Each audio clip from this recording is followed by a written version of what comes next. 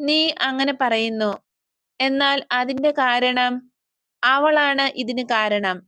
അവളോട് ക്ഷമിക്കാൻ എന്നെത്തന്നെ മിക്കവാറും ബോധ്യപ്പെടുത്തി.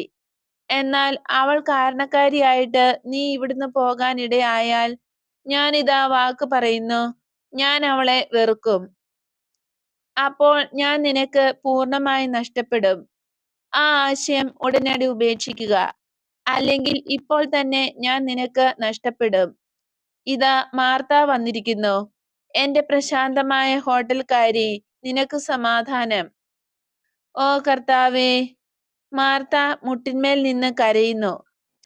കിരീടം പോലെ ക്രമപ്പെടുത്തി വച്ചിരിക്കുന്ന മുടിക്ക് ആവരണമായിട്ടിരിക്കുന്ന ശിരോവസ്ത്രം അവൾ താഴ്ത്തിയിട്ടു.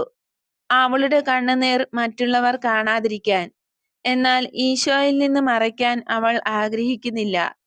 എന്തിന് ഈ കണ്ണീരെല്ലാം?